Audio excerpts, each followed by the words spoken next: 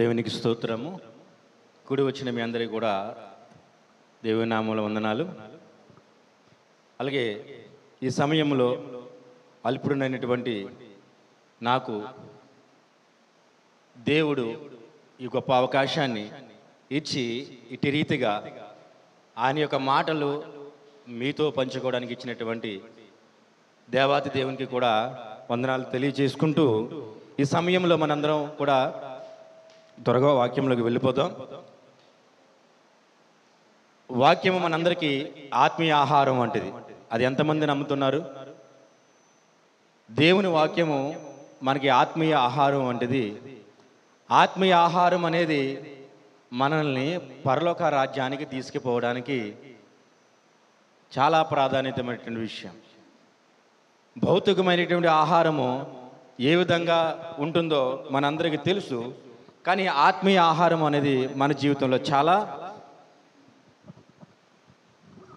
మనందరికీ చాలా అవసరం. కాబట్టి ఈ లోకము వ్యర్థమని, పనికిరానిదని, భౌతికమైనదని గుర్తిరిగిన మనందరము కూడా దేవుని పాదాల చెంతకు వచ్చాము. కొన్ని మాటల ద్వారా ధైర్యం పొందుకుని ఈ లోకంలో బలవంతులుగా నిలబడడానికి, దేవుని యొక్క మహిమను పొందుకోవడానికి సిద్ధంగా ఉందాం. పరిశుద్ధ లేఖనాలు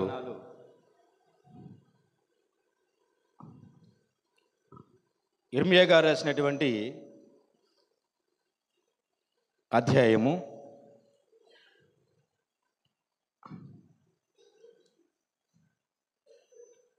6వ వచనము,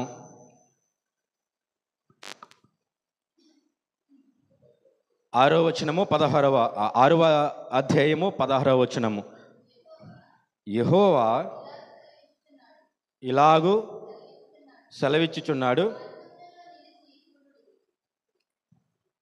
మార్గముల్లో నిలిచి చూడుడి, పురాతన మార్గములను గూర్చి విచారించుడి, మేలు కలుగు మార్గం ఏది అని అడిగి అందులో నడుచుకొనుడి, అప్పుడు మీకు నెమ్మది కలుగును. ఆమేన్.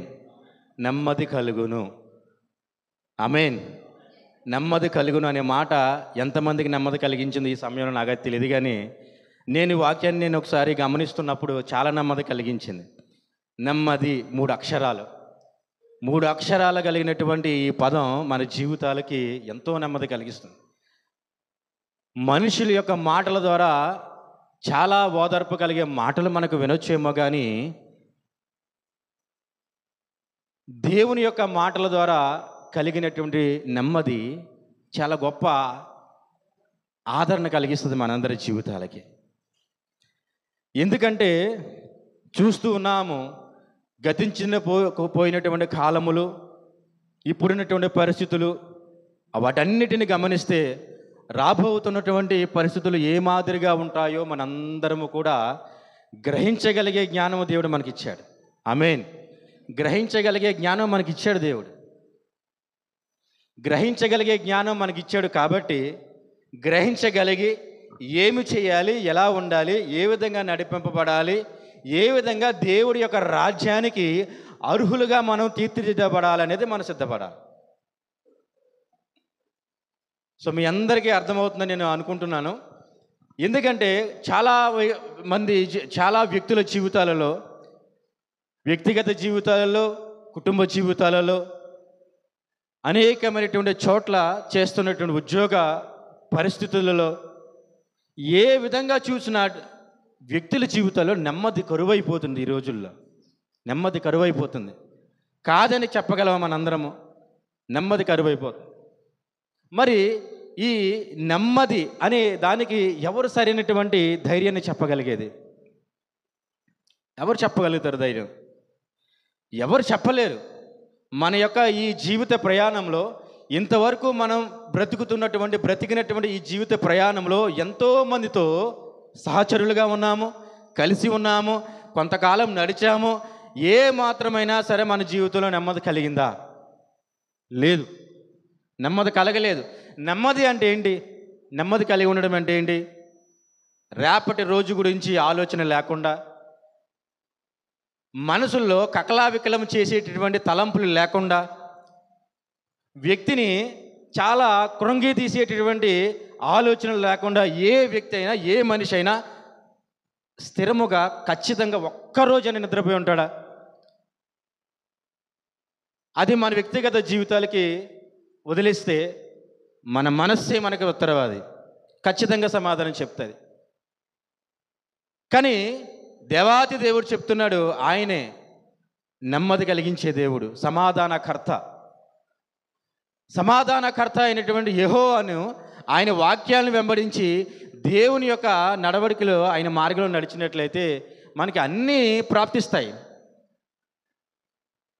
మన యొక్క ప్రయాణము, మన యొక్క క్రైస్తవ ప్రయాణము మొదట్లో ఉందా, మధ్యస్థంగా ఉందా, చివరి దశలో ఉన్నది మనం ఒకసారి జ్ఞాపకం చేసుకుంటే మన యొక్క ప్రయాణము చాలా చివరి దశలో ఉన్నది. అర్హత పొందుకునేటటువంటి ప్రతిభ నీలో లేకపోతే దేవుడు వేరే వేసేటువంటి గుంపులో నువ్వు ఉంటే, పరికరాలైనటువంటి వేరులో మనం ఉంటే మన జీవితం ఇంత మాత్రం సరైనటువంటి ఒక గొప్ప అవకాశాన్ని పొందుకోలేకపోతుందన్నమాట. కాబట్టి ఇక్కడ ఏం చెప్తున్నాడంటే, ఇర్మియా గారి ద్వారా యెహోవా దేవుడు ఏం చెప్తున్నాడంటే, ఒక మనందరికీ, అంటే ఆ రోజు అక్కడ ఉన్నటువంటి వ్యక్తులకి ఏ విధంగా సమాధానపరచడానికి కొన్ని విషయాలు తెలియజేస్తూ ఉన్నాడు. ఈరోజు కూడా అంతే. మనం ఏం చేయాలంటే, వాక్యము చదివేటప్పుడు, వాక్యము ధ్యానించేటప్పుడు, ఎక్కడైనా వింటున్నప్పుడు వెంటనే వాక్యాన్ని మనం మన జీవితానికి అనువాదించేసుకోవాలి. వెంటనే ఆ మాటలు మన జీవితానికి అప్లై చేసేసుకోవాలి. అంటే ఆ రోజు దేవుడు ఆ వ్యక్తులతోనే మాట్లాడుతున్నాడని కాదు. అక్కడ దేవుడు నిన్న నేడు నిరంతరం ఏకరీతిగా ఉన్న దేవుడు. ప్రతి ఒక్కరు కూడా దేవుడు కుమారులై ఉన్నారనే దేవుడే చెప్తున్నాడు. డబ్బు ఉన్నవాడు అని, ఘనత ఉన్నవాడు, డబ్బులు లేనివాడు, ఉద్యోగ రీత్యా ఉన్నత స్థాయిలో ఉన్నవాడు, ఉద్యోగం లేనివాడు, రోడ్డు పైన బ్రతికేవాడు, లేదా గొప్ప గొప్ప భవనాల్లో బ్రతికేవాళ్ళు అనే తారతమ్యం దేవుడికి లేదు. దేవుని యొక్క కనులు సర్వలోకము చుట్టూ తిరుగుతూ అందరినీ కూడా ఒకే రీతిగా చూస్తూ ఉన్నాయి. కాబట్టి మనం ఈ వాక్యాన్ని మనం ఎలాగా చేసుకోవాలంటే, చాలా మన వ్యక్తిగత జీవితాలకి అనువదించేసుకోవాలి. ఒక్కసారి మన హృదయాలోచనలు ఏ విధంగా ఉన్నాయో మనం ఒకసారి జ్ఞాపకం చేసుకుంటే, మన హృదయాలోచనలు ఏ విధంగా ఉన్నాయో మనకు తెలుసు. అవన్నీ మనకు తెలుసు. దాన్ని ఒకసారి అలాగా పక్కన పెట్టి ఈ వాక్యాన్ని మన హృదయానికి అనుసంధానం చేద్దాం. నేను ఒకసారి మళ్ళీ చదువుతాను. యెహోవా నీతో చెప్తున్నాడు. ఎలాగా? యెహోవా ఎవరితో చెప్తున్నాడు? నీతోనే చెప్తున్నాడు. యెహోవా ఇలాగ సెలవిచ్చుచున్నాడు, మార్గములను నిలిచి చూడుడి. ఏంటా మార్గము? ఈ లోకంలో నడుస్తున్న మార్గము ఏంటా మార్గం? అంటే నువ్వు నడుస్తున్న మార్గము దేవుడు ఏర్పరిచినటువంటి మార్గమా, లేదా దేవుడి యొక్క కొలమానంలో లేనటువంటి మార్గంలో మనం నడుస్తున్నామా? ఒక్కసారి అలాంటి అనుమానం నీ జీవితంలో ఉన్నట్లయితే ఒక్కసారి నిలిచి చూడుడి.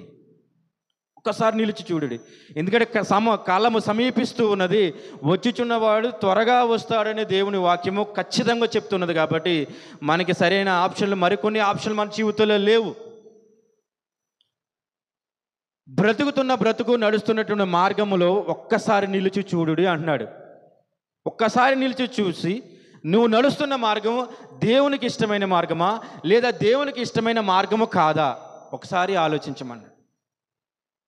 అంత మాత్రమే కాదు, పురాతన మార్గములను గూర్చి విచారించుడి అని అంటున్నాడు. పురాతన మార్గములు, మన పితరులు నడిచిన మార్గముల నిమిత్తం కొంతమంది దేవుని యొక్క కృపను పొందుకున్న వాళ్ళు ఉన్నారు, కొంతమంది దేవుని యొక్క కృపను కోల్పోయిన వారు ఉన్నారు. మరి ఆ పురాతన మార్గాలు కూడా మనం పరిశీలించాలా? అంటే మన పితరులు దేవుని యొక్క మాట చెప్పిన నడిచినటువంటి మన పితరులు ఎంత గొప్ప ఆధిక్యతను పొందుకున్నారు. ఇప్పుడు అబ్రాహాం గారు ఉన్నారు. దేవుడు ఏర్పరిచినటువంటి, లేదా దేవుడు కోరుకున్నటువంటి స్థలముకి వెళ్ళి అక్కడ ప్రయాణమై వెళ్ళమంటే వెళ్ళారు. అక్కడ ఉన్న సర్వసమృద్ధిగా ఉన్నటువంటి ఆ ప్రదేశంలో సంతోషంగా జీవితాన్ని అనుభవించారు. కానీ కొంతకాలం తర్వాత అక్కడ కరువు ప్రాప్తించేటప్పటికి అక్కడి నుంచి వెళ్ళిపోయి ఐగుప్తులకు వెళ్ళిపోవడానికి వెళ్ళిపోయారు. దేవుడు ఐగుప్తుకు వెళ్ళమని చెప్పలేదే అబ్రహాంని. అంటే ఆ సమయంలో కరువు, కొన్ని అవరోధాలు, ఇవన్నీ వచ్చిన తర్వాత వెంటనే సొంత నిర్ణయాలు తీసుకోవడానికి సిద్ధమయ్యాడు. దాని ఫలితం ఏమైందో మనందరికీ తెలుసు. ఐగుప్తు దేశకి వెళ్ళిన తర్వాత ఏ విధంగా తృణీకరించబడ్డాడు, భార్యను సహితము సహోదరిగా చెప్పుకోవాల్సిన పరిస్థితి వచ్చేసింది. దేవుడు ఎన్నుకున్నటువంటి అబ్రాహాము గారు అంత తృణీకరించబడడానికి దేవుడు మాటను పైగొనలా. అంటే అక్కడ ఆ లోటు కనిపించేటప్పటికి సొంత నిర్ణయం తీసుకునే ముందుకు వెళ్ళిపోయాడు ఆయన.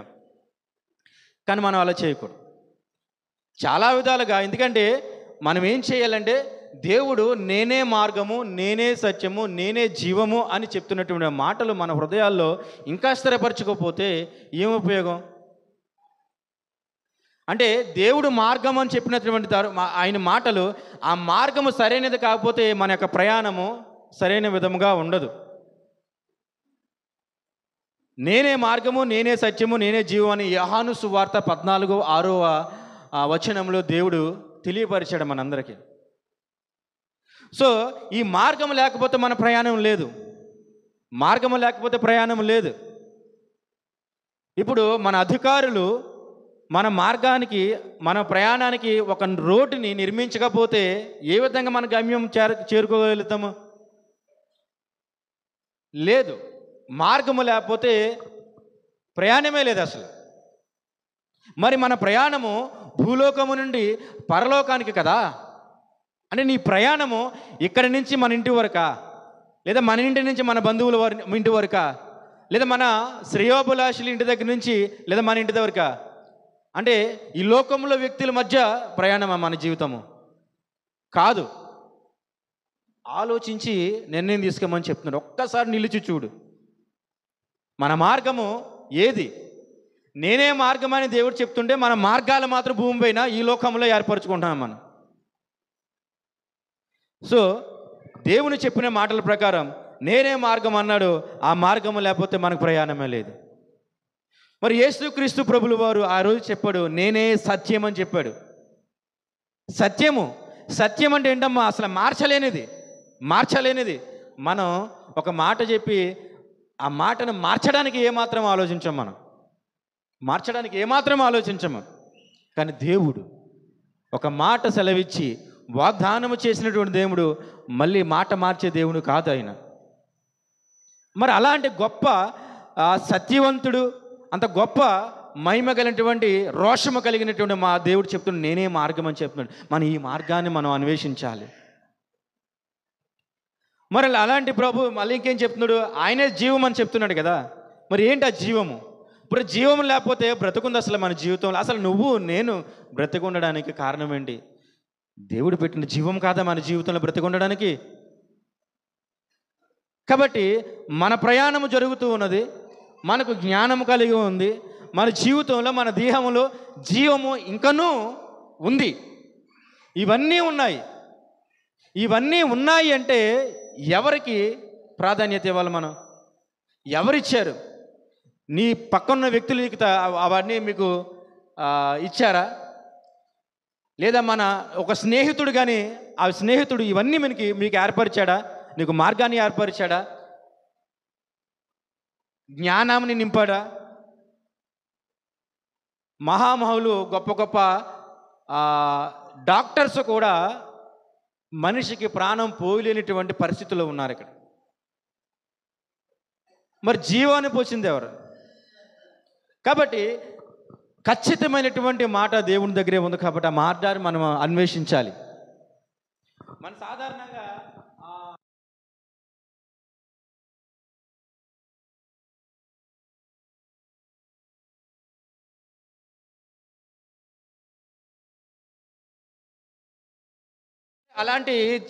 అలాంటి భౌతికమైనటువంటి లేదంటే ఒక 5 సంవత్సరాలకి నిర్వీర్యమైపోయినటువంటి వాగ్దానాల కోసం మనం పరుగులు పెడతామే. నిరంతరం మన జీవితం దేవుని దగ్గర మన సంతోషంగా గడపడానికి ఏర్పరచుకునేటువంటి ఒక మంచి ప్రణాళిక విషయంలో మనం ఎందుకు నమ్మలేకపోతున్నాం? కాబట్టి ఈ విషయాలు మనం గమనించాలి. మన మార్గంలో నడుస్తున్నప్పుడు ఒకసారి నిలిచి చూడుడి. వేగిరముగా అనవసరమైనటువంటి కార్యాల కొరకు మన ప్రయాణం వెళ్ళిపోతున్నప్పుడు ఒక్కసారి నిలిచి చూడు. అదే మన ప్రయాస, వ్యర్థమైనటువంటి ప్రయాస. అది కాదు దేవుడు కోరుకుంటున్నాడు. పురాతన మార్గాలను గురించి విచారించమంటున్నాడు. మన జీవితం లేచామా, మన పనులు మనం ముగించుకున్నామా, మళ్ళీ మనం సంతృప్తిగా ఉన్నామా అని అనుకున్నామే తప్ప నిలిచి చూడడం విషయంలో, విచారించి ఆలోచించే విషయంలో ఎలాంటి తలంపులు కలిగిలేము. మనం ఎలాంటి తలంపులు కలిగిలేము. కనుక మనం ఏం చేయాలి? ఒక్కసారి ఈ యొక్క మాటల ద్వారా దేవుడు మనకు తెలియపరుస్తున్నాడు. ఎందుకంటే మన మార్గాలు ఒకసారి నిలిచి చూసి ఆలోచించి విచారించినట్లయితే ఆయన ఏం చెప్తున్నాడంటే, మేలు కలుగు మార్గం ఏదో అని అడిగి అందులో నడుచుకొనుండి అని చెప్తున్నాడు. మేలు కలుగు మార్గం ఏది? ఎవరైనా చెప్తారండి? మేలు కలుగు మార్గం ఏది అంటే ఏంటి? మేలు అంటే గృహం లేని వారికి గొప్ప గృహముని నిర్మించుకోవడమా, లేదా మన జీవితంలో ఎప్పటి వరకు జరగనటువంటి కార్యాలు జరిగినట్లయితే అవి మేలు జరిగినట్లా? ఒకవేళ మీరు అలా అనుకుంటే అది ఎంత మాత్రమూ సరైన విషయము కాదు. మన వాక్యం లోతులోకి వెళ్ళినట్లయితే దేవుని వాక్యం సెలవిస్తుంది, మేలు అంటే ఏంటి? మేలు అంటే ఏంటి? మన జీవితాన్ని, మన యొక్క ప్రాణాన్ని, మన యొక్క ఆత్మను నిరంతరం ఆనందింప చేయడానికి దేవుడు ఏర్పరిచాడే పరలోక రాజ్యాన్ని స్వతంత్రించుకోవడమే మన జీవితంలో మేలు. అంతే. నువ్వెంత గొప్ప నిర్మాణం నిర్మించుకున్నా నీ జీవితం పోయిన తర్వాత ఎవరుంటారు ఆ నిర్మాణంలో? గొప్ప ధనాన్ని సమకూర్చుకున్నా నీ జీవితం పోయిన తర్వాత, నువ్వు మరణం అయిపోయిన తర్వాత ధనాన్ని ఎవరు అనుభవిస్తారు? అలాంటప్పుడు అది మేలు ఎందుకు అవుతుంది? ఎంత మాత్రం మేలు కాదది. మేలు అంటే ఏంటి? నిరంతరం మనల్ని సంతోషంలో నిలువబెట్టేది, మేలు కలిగించేది. వ్యక్తుల జీవితాలు, వ్యక్తుల మాటలు మన జీవితంలో సంతోషాన్ని ఇవ్వలేవు. దేవుడు చాలా గొప్పగా చెప్తున్నాడు, మేలు కలుగు మార్గం ఏది అని అడిగి అందులో నడుచుకొనుడి, అప్పుడు మీకు నెమ్మది కలుగును అని చెప్తున్నాడమ్మా. చూసారా? మనం మాట్లాడే మాట, మనం చేసే పని, మన నడిచే నడక, ప్రతీది కూడా ఆలోచించి మేలుకరమైనదా, మేలుకరంగా లేదా అని మనం గ్రహించి నడిచినట్లయితే మేలు కలుగుతుందని చెప్తున్నాడు. అసలు మేలు కలగడానికి అసలు ఏది, అసలు ఏ విధంగా మేలు కలుగుతుంది? దేవుని యొక్క మాటలు గైకొని నడిచినట్లయితే అటు మనకి సంతోషంగా మన జీవితంలో అనేక గొప్పల మేలు కలుగుతాయి. మన దేవుని వాక్యాన్ని వెంబడించాము, దేవుని వాక్యంలో మనం ఫలవంతులుగా ఉన్నాము, దేవుని యొక్క వాక్యాన్ని మనం ఆత్మీయ ఆహారంగా భుజిస్తూ ఉన్నాము. కాబట్టి ఇప్పటి వరకు మనం సజీవంగా ఉన్నాము. ఇది మేలు కాదా? ఇది మేలు కాదా? మరి మేలు కాదు అని నువ్వు అనుకుంటే అసలు ఏ మాత్రం మేలు ఉందని సజీవంగా ఉన్నావు? నువ్వు ధనం ఉందని నువ్వు అనారోగ్యం నుంచి రక్షించబడి ఉన్నావా? ఏ కారణం చేత ఇంతవరకు నువ్వు బ్రతికి ఉన్నావు? ఏమీ లేదు. మన జీవితంలో ఎప్పుడు నశించిపోవాల్సినటువంటి జీవితాలు మన జీవితాలు. కానీ మేలుకరంగా దేవుడు మనల్ని ఆశీర్వదించాడు కాబట్టి ఇప్పటికీ మనం బ్రతికి ఉన్నాము. మన యొక్క బంధువులతో మనం సంతోషంగా ఉన్నాము, మన పిల్లలను చూస్తున్నాము, కంటి నిండా నిద్రపోతున్నాము, మన బంధువులను చూస్తున్నాము, మన ఈ లోకాన్ని దేవుడు ఏర్పరిచిన సృష్టిని మొత్తం చూస్తూ మనం అనుభవించగలుగుతున్నాము. కానీ మనం చేయాల్సినవి ఏంటి? అప్పుడు చెప్తున్నాడు ఏంటంటే, అప్పుడు ఇర్మియా గారు ఆ మాట చెప్పడం, ఇర్మియా గారు యాక్చువల్గా ఏంటంటే చాలా ఇప్పుడు ఆనాటి ప్రజలతో చాలా తృణీకరించబడినటువంటి వ్యక్తి. దాదాపుగా ఐదుగురు రాజుల యొక్క పరిపాలనలో దేవుని యొక్క పరిచర్య చాలా గొప్పగా చేసినటువంటి వ్యక్తి అయిన యోషియా గారి నుంచి సిద్కియా వరకు యెహోయాకీము ఇలా ఒక 5 వ్యక్తుల యొక్క రాజుల యొక్క పరిపాలన సారథ్యంలో దేవుని యొక్క పరిచర్యని చాలా రోషము కలిగి చేసినటువంటి వ్యక్తి. ఆనాటి ప్రజలు దేవుడి యొక్క మార్గం నుండి తొలగిపోయి ఇష్టం వచ్చినట్టుగా వ్యవహరిస్తుంటే ఇతన్ని ఎందుకు తృణీకరించేవారు ఆ బిడ్డలు? ఆ రోజు ప్రజలు ఇర్మియా గారిని ఎందుకు తృణీకరించేవారంటే, ఒరే బాబు, మీరు నడుస్తున్నటువంటి మార్గము సరైనది కాదు, మీ యొక్క జీవితము, మీ యొక్క ప్రణాళిక, మీరు ఏవైతే జీవితంలో ఉన్నారో, ఏ మార్గంలో అయితే మీరు నడుస్తున్నారో అది సరైన విషయం కాదు అని చెప్పినందుకు ఆ ప్రజలకి ఇర్మియా గారు లోకువయ్యారు. ఇర్మియా గారిని చాలా తృణీకరిస్తూ ఉన్నారు. ఇప్పుడు మనము కూడా అంతే. వెంటనే ఆ యొక్క మాటలు మన యొక్క ఈ జీవితానికి అలవాటు చేసుకుంటే, తల్లిదండ్రుల బిడ్డలకు చెప్పిన మాటల్లో ఎంత మంచి ఉన్నా అది బిడ్డలకు సఖ్యతగా లేకపోతే తల్లిదండ్రులను అస్సలు లెక్క చేయరు. చాలా సంఘాల్లో దైవ సేవకులు చాలా గొప్ప గొప్ప విషయాలు తెలియచేస్తూ దేవుని యొక్క రాకడ కొరకు ఆత్మల కట్టడానికి ప్రయాసపడుతూ ఉంటే, రోషము కలిగి ఖచ్చితమైన వాక్యం తెలియపరుస్తూ ఉంటే విశ్వాసులకి నచ్చట్ల.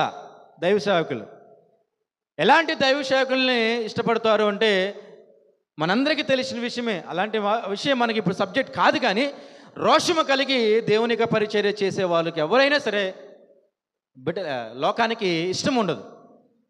మరి అలాగే ఇర్మియా గారు తృణీకరించబడ్డారు. మరి ఈ వ్యక్తి తృణీకరించబడడానికి ఏం చెప్తున్నాడు? ఆయన దేవుని యొక్క రాజ్యం కొరకు యెహోవా ఏమైతే చెప్పాడో బిడ్డలకి ఆ రోజు ప్రజలకి తెలియపరుస్తూ ఉన్నాడు. మరి ఎలాగైతే ఎలాగా మీరు ఆ జీవితాన్ని ఆ విధంగా గడిపేస్తే దేవుడు ఏ ఒక్క ఆత్మ నశించిపోకూడదని చెప్తున్నటువంటి ఆ మాటకి అర్థమేముంది? కాబట్టి మనం ఏం చేయాలి? దేవుడు చాలా గొప్పవాడు. ఎందుకు గొప్పవాడు అంటే మనకి ఏ విధమైనటువంటి సమస్యలు వచ్చినా, బాధలు వచ్చినా దేవుని ఆశ్రయించాలి. మనకి ఎక్కడ విశ్రాంతి దొరకదు. మేలు మేలు మేలు అంటే మనకి విశ్రాంతి అయినా, మేలు అయినా, సంతోషమైన, ఆనందమైన, ఏ విధమైనటువంటి ఈ యొక్క అద్భుతములైన దేవుని చెంత మనకి దొరుకుతాయి అంతే తప్ప ఎవరి చెంత మనకు దొరకవు. కాబట్టి మనం ఏం చేయాలంటే మరి ఈ విధంగా నెమ్మది మేలు కలుగుతుంది అని ఇర్మియా గారి ద్వారా యెహోవా చెప్తున్నాడు కదా. 6వ అధ్యాయము 16వ వచనము.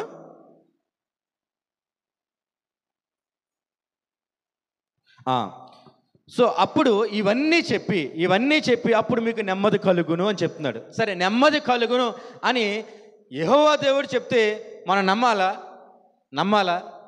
నమ్మాలి.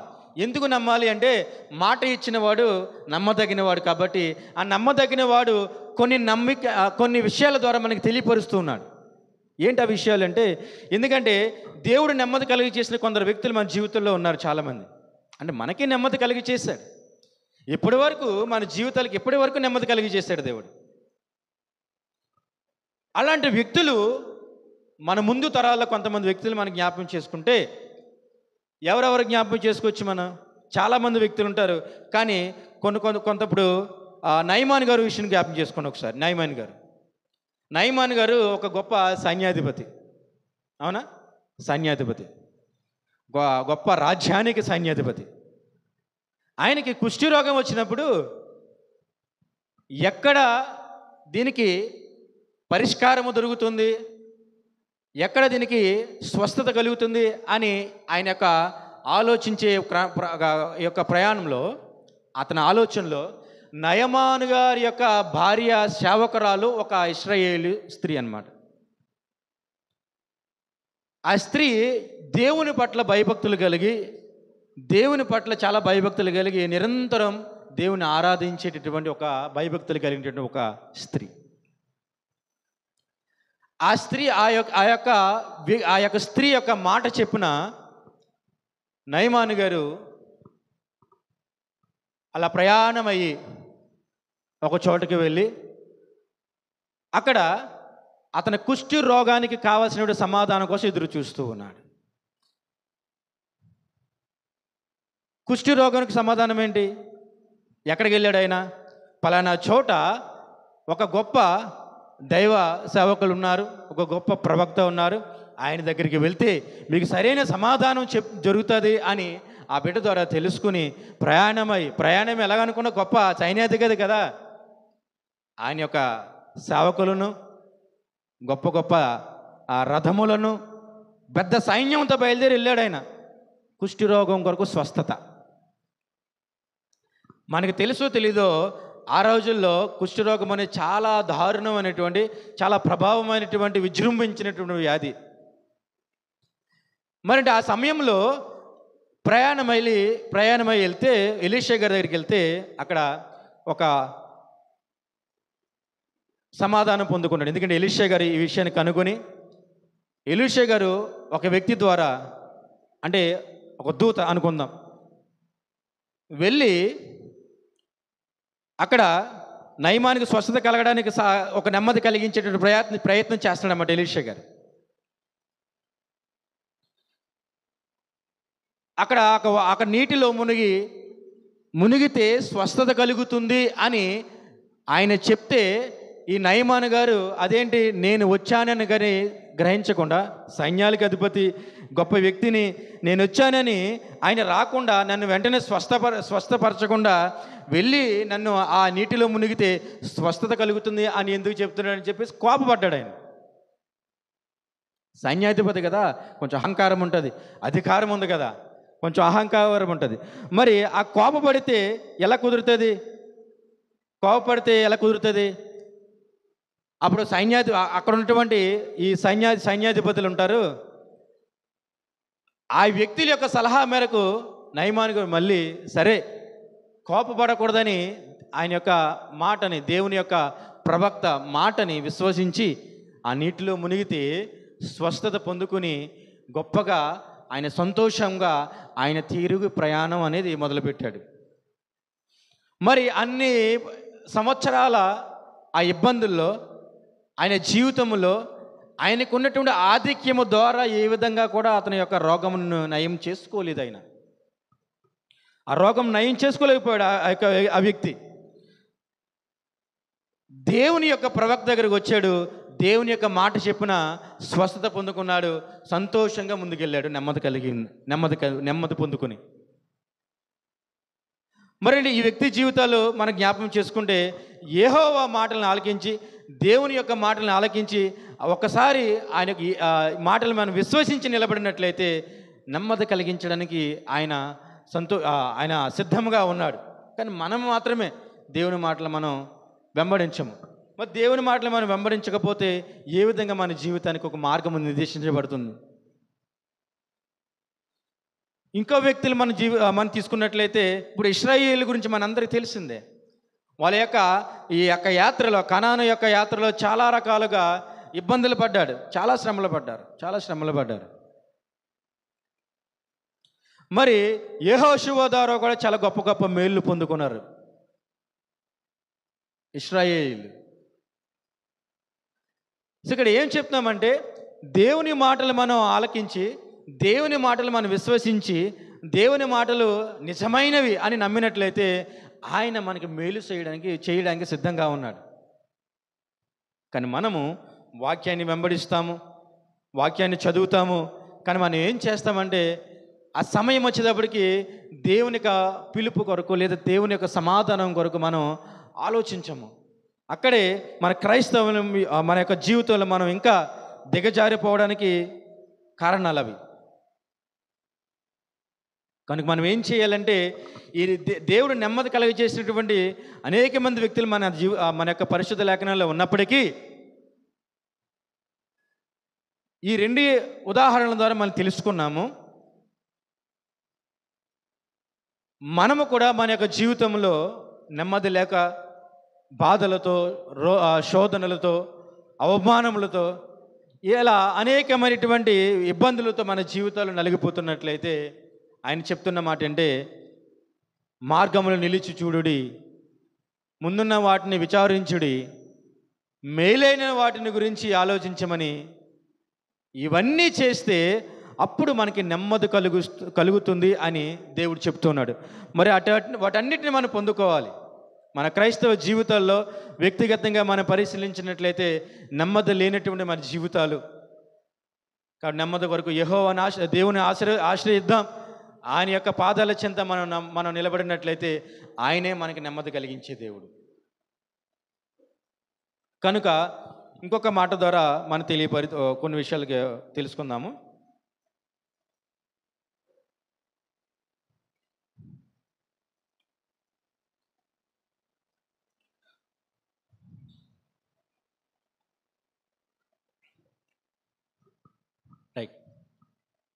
ఇప్పుడు అబ్రాహాము గారు ఆయన యొక్క ప్రయాణము దేవుని యొక్క పిలుపు లేకుండానే ఐగుప్తు రాజ్యానికి వెళ్ళారు. అక్కడ కొంత ఇబ్బందికరమైనటువంటి పరిస్థితులు ఎదుర్కొన్నారు. కానీ మనం ఏం చేయాలి మన యొక్క జీవితంలో? మరి యాకోబు గారు ఉన్నారు, యాకోబు గారి యొక్క ప్రయాణము కూడా ఐగుప్తు దేశానికి.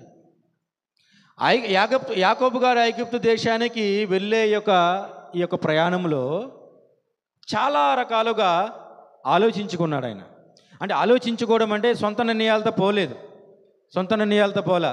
ఎందుకంటే ఆ యాకోబు గారి యొక్క తండ్రి ఏవైతే సమస్యలు అనుభవించాడో, దేవుని యొక్క మాట లేకుండా, దేవుని యొక్క ప్రణాళిక లేకుండా వెళ్ళి ఎలాంటి ఇబ్బందులు ఎదుర్కొన్నాడో ఆ యాకోబు గారు అతని యొక్క తాత ద్వారా, అంటే అబ్రాహాము గారి ద్వారా తెలుసుకుని ఆయన చేసిన తప్పుదములు చేయకూడదని దేవుని యొక్క మాట కొరకు కనిపెట్టి ఆయన మాట ద్వారా ప్రయాణమై వెళ్ళాడు.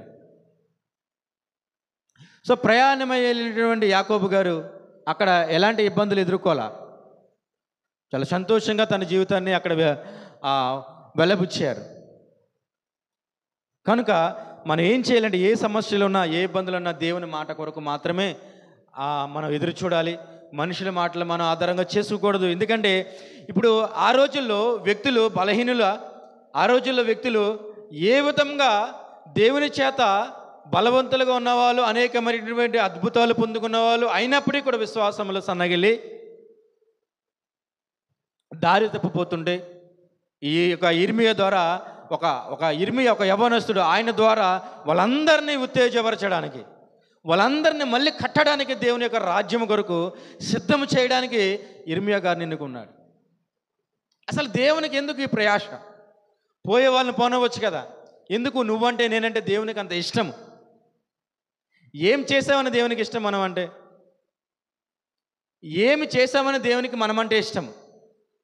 నీ కొరకు, నా కొరకు ఆయన సిలువలో ఆయన యొక్క పరిశుద్ధ రక్తాన్ని చిందించడానికి అసలు ఏమాత్రం మనకి అర్హత ఉంది?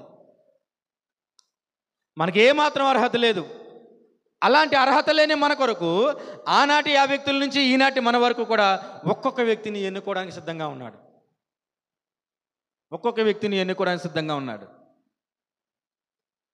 కనుక ఎవరైనా మనకు తెలియని విషయాలు దేవుని కొరకు, దేవునికి రాజ్యం కొరకు మన సిద్ధపరచడానికి ఏ వ్యక్తి ద్వారా అయినా కొన్ని మాటలు మనం విన్నట్లయితే వాటన్నిటిని కూడా మన హృదయంలో భద్రపరుచుకొని మనం ముందుకు వెళ్ళాలి. ఎందుకంటే రానున్న రోజుల్లో మన యొక్క జీవితం ఏ విధంగా ఉంటుందో చూస్తున్నటువంటి పరిస్థితుల ద్వారా మనం చాలా జాగ్రత్తగా ఆలోచించాలి. ముందు జాగ్రత్తగా క్రైస్తవుడు అనేవాడు ముందు జాగ్రత్తగా జ్ఞానముతో ఉండాలి. క్రైస్తవుడు అనేవాడు జ్ఞానముతో నింపబడాలి. జ్ఞానము పరిస్థితులకి మనల్ని జ్ఞానముగా వ్యవహరించే విధంగా చేస్తుంది. రేపటి రోజున క్రైస్తవుడు అనేవాడు ఏ విధంగా నిలబడాలి? దేవుని యొక్క మాటల ద్వారా మనం నిలబడాలి. సో దేవుని యొక్క వాక్యాన్ని మనం చదివి దేవుని యొక్క మాటల ద్వారా పోషించబడినట్లయితే మనం రాబోతున్న దినములు క్రైస్తవుడికి ఏ విధంగా ఉంటాయో ముందుగానే మనం ఆలోచించుకుని అట్టి యొక్క రోజులు ఏ విధంగా ఉన్నప్పటికీ కూడా సంతోషంగా ఉంటే దానికి, లేదా మనల్ని పరీక్ష పెట్టే విధంగా మన ముందున్న రోజులు ఉంటే దానికి కూడా సిద్ధంగా ఉండే విధముగా క్రైస్తవుల యొక్క జీవితాలు ముందుగా జాగ్రత్త పడాలి. మన జీవితంలో ఏ విధంగా ఉండాలంటే నేను ఒక మాట తెలియజేస్తాను. ఒక వ్యక్తి ఒక తండ్రి, లేదా ఒక కుటుంబంలో ఒక తండ్రి, లేదా ఒక సైన్యంలో ఒక అధికారి, ఒక నాయకుడు చనిపోతూ ఉన్నప్పుడు ఒక వ్యక్తి ఒక మాట తెలియజేశాడంట. ఏంటి ఆ మాట అంటే, అరే మీరు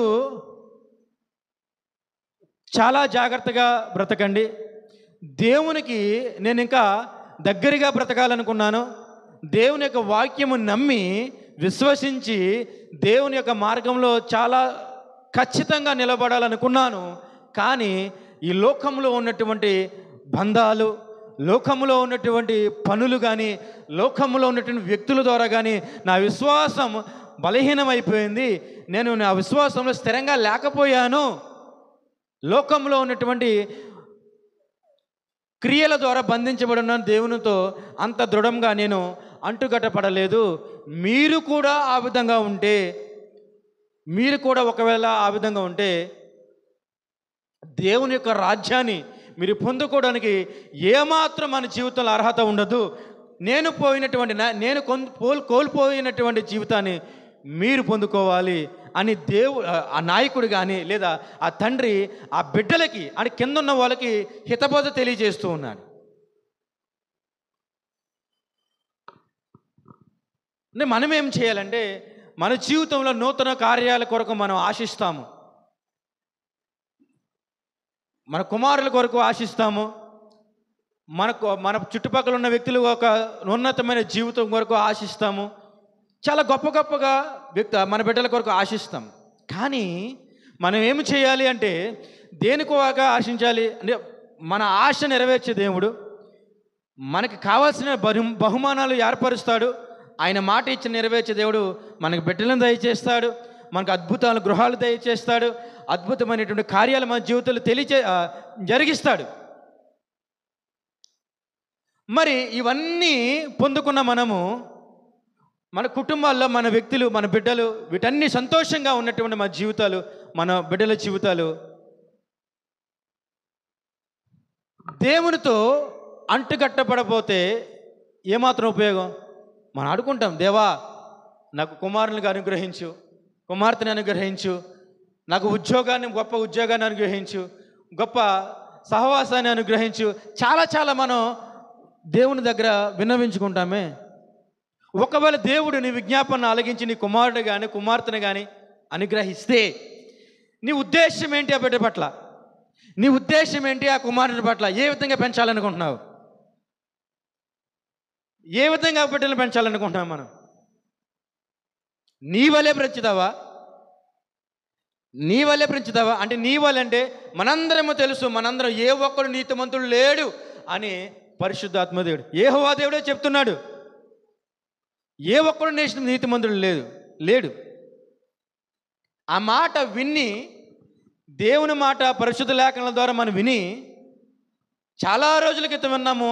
కేవలం కనీసం ఈ రోజుల వరకు కూడా దేవుని యొక్క మాటను సరిచేసుకోవడానికి మన జీవితాలు వెచ్చించలేకపోయాం. మనం ఏ ఒక్కడు నీతిమంతుడు లేడు అని దేవుడు చెప్పిన మాట జ్ఞాపం చేసుకున్న మనం నీతిమంతులుగా తీర్చిదిద్దబడ్డాము ఇన్ని సంవత్సరాలకైనా అని చెప్పుకోగలిగే ధైర్యం మన జీవితంలో ఉందా? లేదు.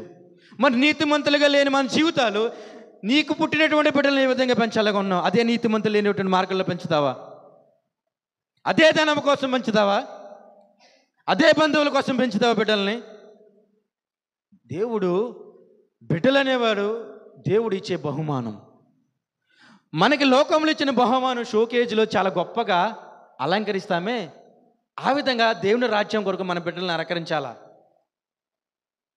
మన క్రైస్తవ జీవితము ఎట్టి రీతిగా మన యొక్క క్రైస్తవ జీవితం ఉందో మనందరికీ తెలుసు. సగ జీవితము తరిగిపోయిన తర్వాత దేవుణ్ణి మనం తెలుసుకున్నాము, దేవుణ్ణి స్థిరపరచబడ్డాము, భయభక్తులతో బ్రతుకుతున్నాము, దేవుణ్ణి ఆశ్రయించాము, దేవుని మాట చెప్పిన ఇప్పటికీ ఈ రోజులకి మన భయభక్తులతో బ్రతుకుతున్నాము. ఎందుకంటే ఆయన రాజ్యం కొరకు.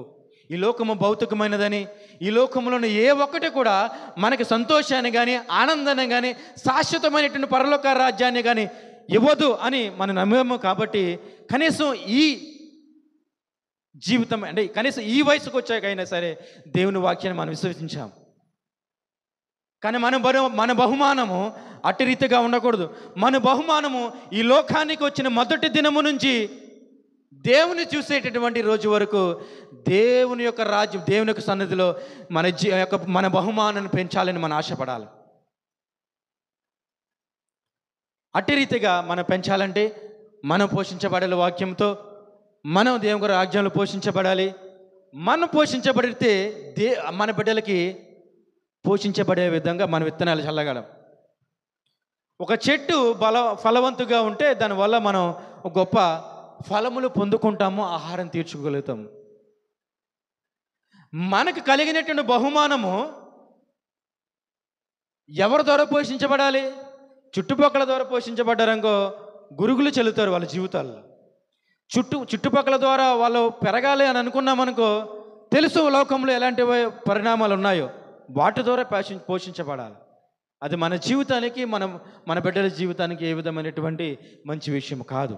దానికంటే అపవాది మన జీవితంలోకి ఎంటర్ అవ్వక ముందే మనము ఫలవంతులుగా మనం ఉంటే ఆ ఫలాలు మన బహుమానాలకి మనం ఇవ్వగలుగుతాం, మన బిడ్డలకు మనం ఇవ్వగలుగుతాం. ఇంతకన్నా ధన్యత మనకేముంది? కనుక దేవుని యొక్క రాజ్యము చాలా శక్తితో కూడుకున్నది. దేవుని యొక్క రాజ్యము చాలా మనందరి కొరకు ఎదురు చూస్తుంది. కాబట్టి ఏ ఒక్క ఆత్మ నశించకూడదు, ఏ ఒక్క ఆత్మ నశించిపోకూడదు. ప్రతి ఒక్కరు కూడా వాక్యము చేత పోషించబడి ధైర్యము పొందుకుని దేవుని రాజ్యము మనకు కట్టబడాలి మన జీవితాలు. లేకపోతే మనందరికీ తెలుసు నిత్యరాజ్యం ఒకటి ఉంది, అలాగే నిత్య నరకం ఒకటి ఉందని మనందరికీ తెలుసు. తెలిసి మన జీవితాన్ని అపవాదికి మనం అప్పచెప్తే మనకి సరైన విషయం కాదు ఇదంతా కూడా. కనుక ఈ యొక్క క్రైస్తవ ప్రయాణంలో చాలా విషయాల్లో మనం నలగొట్టబడుతున్నాము. ధనము ప్రకారంగా, ఆరోగ్యం విషయంలోను, చేసే పనుల విషయంలోను, బంధువుల మధ్య సఖ్యత లేనిటువంటి విషయంలోను, భార్యాభర్తల మధ్య ఐక్యత లేనిటువంటి విషయంలోను, కుటుంబంలో ఒక ఐక్యత లేనిటువంటి విషయంలో చాలా విధాలుగా మన జీవితాలు నలిగిపోతున్నాయి. ఇది ఎంత కాదనుకున్నటువంటి చాలా ఖచ్చితమైన విషయం. ప్రియ సంగమా, దేవుడు చెప్తున్నాడు వాటన్నిటిని విషయంలో ఏం చెప్తున్నాడంటే నెమ్మది కలిగి ఉండమని. ఏం చెప్తున్నాడు చూడండి సరే. యెహోవా ఇలా సెలవిచ్చుచున్నాడు, మార్గములో నిలిచి చూడులి. ఈ మాటను మనం చాలా సింపుల్గా తీసుకోనిపోవద్దు, అసలు దయచేసి తీసుకుని. ఎందుకంటే నేను నడిచే మార్గము ఒకప్పుడు ఎలా ఉందో ఇప్పుడు ఏ విధంగా నాకు తెలుసు. నీవు నడిచినటువంటి మార్గం ఒకప్పుడు ఏ విధంగా ఉందో నీకు తెలుసు, ఇప్పుడు ఏ విధంగా ఉందో నీకు తెలుసు. ఒకవేళ దేవుని బలలో పాలు పొందుకున్నప్పటికీ, దేవుని యొక్క మాట ద్వారా పోషించబడుతున్నప్పటికీ నీ మార్గము ఇంకా అపవాది కారుల వైపు ఉన్నట్లయితే ఒక్కసారి నిలిచి చూడు. ఆ రోజు నయమాను పొందుకున్నటువంటి గొప్ప స్వస్థత, ఆ రోజు ఇశ్రాయేలు పొందుకున్న గొప్ప విడుదల మనకి దేవుడు దయచేస్తాడు. కనుక మనం ఏం చేయాలి? ప్రతి విషయంలో మన మార్గములను నిలిచి చూడుడి, అలాగే పురాతన మార్గముల గురించి విచారించుడి, మేలు కలుగు మార్గమేదో అని అడిగి అందులో నడుచుకొనుడి. సో నిర్ణయాలు తీసుకునే విషయంలో, ఆలోచించే విషయంలో మనం మన ఇష్టం వచ్చిన విధముగా నిర్ణయాలు తీసుకోకుండా మన సహచరులు దేవుని యొక్క మాటల ద్వారా పోషించబడి దేవుని యొక్క పరిశుద్ధాత్మ శక్తితో నడపబడుతున్నటువంటి మన యొక్క పెద్దవాళ్ళు ఎవరైతే ఉన్నారో వాళ్ళ ద్వారా మంచి నిర్ణయాలు ఆలోచించి తీసుకున్నట్లయితే మనం గొప్పగా పోషించబడతాము. మనం పోషించబడి మన బిడ్డలకు గొప్ప ఫలాలు మనం ఇవ్వగలుగుతాము. ఆ విధంగా మనం నడుచుకున్నట్లయితే అప్పుడు చెప్తున్నాడు, అప్పుడు మీకు నెమ్మది కలుగును అని చెప్తున్నాడు. ఆమేన్. నెమ్మది కలగలేనటువంటి జీవితాలు, నెమ్మది లేనటువంటి జీవితాలు ఈ రోజుల్లో అనేక కుటుంబాలు మన జీవితంలో ఉన్నాయి. మరి నెమ్మది లేకుండా మన జీవితంలో నెమ్మది లేదు అని నమ్ముతున్న నువ్వు నెమ్మది కొరకు ఎటువైపు నువ్వు ప్రయాణం చేస్తూ ఉన్నావు? అనారోగ్యంగా ఉంది, నెమ్మది లేదు. వైద్యుడి కొరకు నువ్వు ప్రయాణం చేస్తున్నావా? నెమ్మది లేదు. మన పక్క సహచరుల వైపుకి ప్రయాణం చేస్తున్నావా? లేదు. నీ వ్యక్తుల మాటల ద్వారా మనకు నెమ్మది రాదు. ఎందుకంటే వైద్యుడు అనారోగ్యము నుంచి తప్పించగలిగేటటువంటి సామర్థ్యము సంపూర్ణంగా కలిగిన వాడు కాదు. గొప్ప గొప్ప వైద్యుల చేతిలో సహితము ధనముతో ఉన్నటువంటి ధనవంతులు కూడా మరణించినటువంటి సందర్భాలు ఉన్నాయి. నువ్వెంత నేనెంత గట్టిగా మనం వెనక్కి తిరిగి చూస్తే మన యొక్క సేవింగ్స్లో కనీసం 1000 రూపాయలు కూడా మన జీవితంలో ఉండవు. అంతే కదా, 1000 రూపాయలు కూడా మన జీవితంలో ఉండవు. అయినా ధైర్యంగా మనం రేపటి రోజు కోసం చూస్తున్నాం. మన రాబడి ఎంతట్లో సంవత్సరం ఆ నెల అంతా కూడా రాబడి చేసి మన ప్రయాసపడితే తర్వాత ఒక్క రోజుతో ఆ ప్రయాస అంతా వ్యర్థమైపోతూ ఉంటుంది. అయినా మనం ధైర్యంగా ముందుకెళ్తున్నాం. కారణం దేవుని యొక్క వాక్యం, దేవుని వాక్యంతో మనం పోషించబడుతున్నాం, అంతేగాని ధనముతో మనం పోషించబడట్లా. కాబట్టి మనం సంతోషంగా ఉన్న ఈ సమయంలో, ఇప్పటికీ ఈ సమయంలో మీ యొక్క వ్యక్తిగత జీవితంలో వెనక తిరిగి చూసుకున్న లక్షలు మీ యొక్క భవిష్యత్తు కొరకు మీరు ఏర్పరచుకున్నారా? లేవు. మన బీరువాలు కానీ మన అకౌంట్లు కానీ చూస్తే ఉండదు, ధనం ఉండదు. ఉందా? మీ జీవితంలో ధనం సమకూర్చుకున్నారా? ఉండదు. అయినా మన జీవితంలో సంతోషం ఉందే. దేవుని వాక్యాన్ని మనం నమ్మం కాబట్టి. ఆమేన్. దేవుని వాక్యం అని నమ్మం. దేవుడే నమ్మిక కలిగిన వాడు, ఆయన మన జీవితాలకి మేలు కలుగు చేస్తాడు అని అనుకున్నాం కనుక మనం ఏది ఏమైనా దేవుని కొరకు బ్రతకాలని ఆశపడుతూ ఉన్నాం. ఎక్కడితో ఈ జీవితము ఈ విధంగా ఉంది. రాబోతున్న దినములు చాలా భయంకరంగా, చాలా ప్రశ్నార్థంగా ఉంది మన క్రైస్తవ జీవితం పట్ల. కనుక మేలు కలిగి, మెలకువ కలిగి మన వాక్యములో ఫలవంతులుగా ఉండి నిలబడినట్లయితే మన యొక్క జీవితము మన బిడ్డలకు మాదిరి, మన యొక్క జీవితము మన కింద ఉన్నటువంటి వారికి మాదిరి. అదే కదా మన జీవితం. దేవుడు తెలియజేశాడు, మీరు నన్ను పోలి నడుచుకుని దేవుడు చెప్తున్నాడు. పౌలు గారు కూడా అదే చెప్తున్నారు, నన్ను పోలి మీరు నడుచుకోండి అని చెప్తున్నాడు. నీకు దమ్ముందా నీ బిడ్డలకి చెప్పగలిగే ధైర్యం? బిడ్డలారా, ఏ విధంగా మీరు భవిష్యత్తులో బ్రతకాలి? ఒకవేళ నా జీవితం మరణమైపోయినట్లయితే, గతించిపోయినట్లయితే, మరణ పరలోకం నుండి నువ్వు చెప్పగలవా? నీ బిడ్డలతో నన్ను పోలి నువ్వు నడుచుకొని చెప్పగలవా? ఎవ్వరికి అంత ధైర్యం లేదు. ధనము సమకూర్చామా, ఆస్తులు సమకూర్చామా, వీటన్నిటితో బిడ్డలనే వాళ్ళు సంతోషంగా బ్రతికేస్తారా అని అజ్ఞానంలో మనం ఉన్నాం. కానీ దేవుని యొక్క వెలుగులోకి వచ్చిన మనందరం గ్రహించాలి, వాక్యము నిరంతరము సత్యమైనది. ధనము, ఆస్తులు, లోకము ఈ లోకంలో శాశ్వతమైనది కాదు అని నమ్మిన మనందరము కూడా బిడ్డలతో చెప్పగలిగేటటువంటి పరిశుద్ధత మనలో ఉండాలి. కనుక బిడ్డలతో చెప్పగలిగే విధంగా మన జీవితాలను సిద్ధపరచుకుందాం. డబ్బుతో పోషించొద్దు మీ బిడ్డలని, ఆశలతో పోషించొద్దు మీ బిడ్డలని, లోకంలో ఉన్నటువంటి బంధువులతో పోషించొద్దు మీ బిడ్డలని, లోకంలో ఉన్నటువంటి ఆశలతో పోషించొద్దు మీ బిడ్డలని. దేవుడు ఏ విధంగా బిడ్డలు మనకు ఏ విధంగా అనుగ్రహించాడో అదే పరిశుద్ధంగా ఆ బిడ్డలని దేవునికి మనం అప్పచెప్పాలి. అట్టి రీతిగా మన జీవితాలు పరిశుద్ధంగా ఉండాలి. నువ్వు పరిశుద్ధంగా ఉంటేనే నన్ను పోలి నువ్వు నడుచుకోరా అని చెప్తావు. మరి ఇందాక చెప్పిన ఒక వ్యక్తి, ఒక తండ్రి ఏం చెప్తున్నాడు? రే, దేవుని కొరకు నేను నడవాలనుకున్నాను, దేవుని కొరకు నేను నిలబడాలనుకున్నాను, కానీ ఈ లోకంలో కుటుంబం కొరకు ప్రయాస, బిడ్డల కొరకు ప్రయాస, అప్పుల కొరకు ప్రయాస దేవుని నుంచి నన్ను వెడబాసింది, దేవుని నుంచి నన్ను దూరం చేసేసిని. మీరు అలాగుండొద్దు అని చెప్తున్నాడు ఆయన. కనుక ఈ విషయాలు ముందుగా జ్ఞాపం చేసుకునే మనందరము వీటన్నిటిని జ్ఞాపం చేసుకుని మన క్రైస్తవ జీవితంలో దేవుని కొరకు పరిశుద్ధంగా బ్రతకాలి. అదేవిధంగా ఈ లోకంలో ఏ విధమైనా సరే నెమ్మది కలగలేదు మన జీవితాల్లో.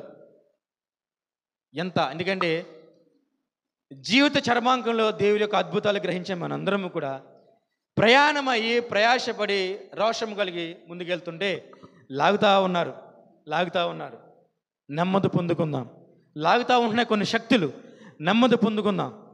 నెమ్మది లేకపోతే ఇన్ని సంవత్సరాలు మన ప్రయాస సరైన విషయం కాదు. ఇన్ని సంవత్సరాల మన యొక్క ఆత్మీయ జీవితం బలహీనమైపోతూ ఉంటుంది. ఇన్ని సంవత్సరాలు నీపైన దేవుడు పెట్టినటువంటి ఒక నమ్మకం, ఆయన మన పట్ల కలుగుతున్నటువంటి సంతోషం మనం పాడు చేసిన వాళ్ళం అవుతాం. కనుక మనందరము కూడా మన మార్గాలను నిర్దేశించుకుందాం.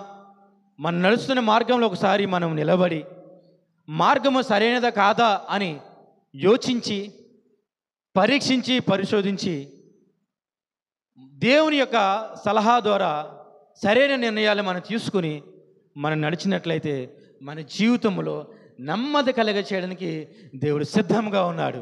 ఆమేన్. ఈ యొక్క మాటలు దేవుడి యొక్క వినుకుల్లో దీవించును గాక.